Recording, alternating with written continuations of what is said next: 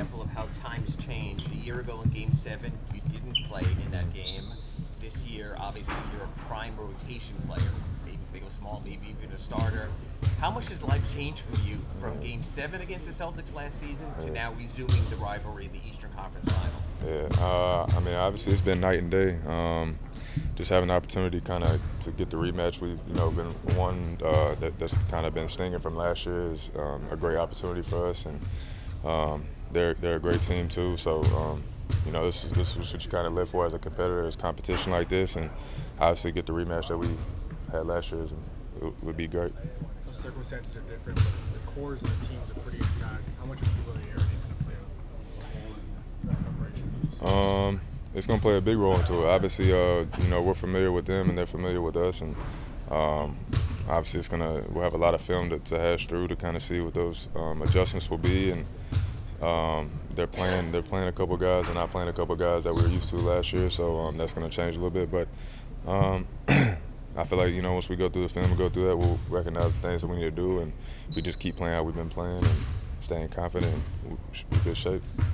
Caleb, when they play 5 out, is it possible to take away all threes, or are there some shots that you kind of have to? Yeah, I mean, it's kind of I feel like it's impossible to take away everything, but it just depends on the scheme and the plan that's going on right then. With who the 5 are is on the court, and you kind of pick your poison with certain things. But we'll have a game plan, and that's what Spo does the best is adjusting, and that's what our vets will play a big part in that, and knowing how to adjust. And Jimmy does a great job too of letting us know how he wants certain things done, and so it'll be a collective thing. So we'll get through all that and make sure we're on the same page. Yeah, it's always an intense series. It's always an intense matchup. Celtics Heat. What do you expect now that you're going to be a part of it full time?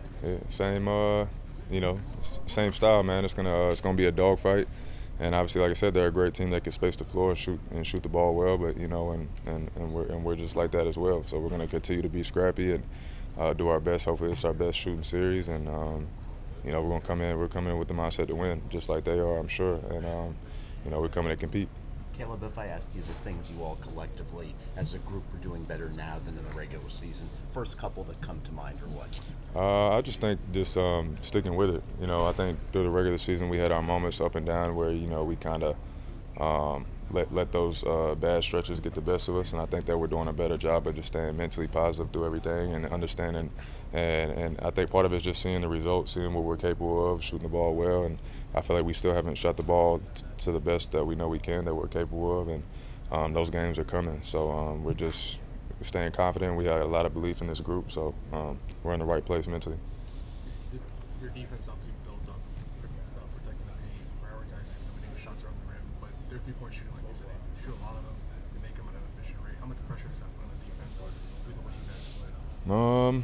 I mean, if they're making shots, it's always going to be pressure. Then then that means you got to take away the paint, take away transition points. There's other things that you got to do. If the primary game plan isn't working, and obviously the less transition that we can allow them to have, and obviously offensive rebounds, they do a great job on the glass. Obviously we're going to try to take away as much as we can as possible, but we'll just see how the games unfold.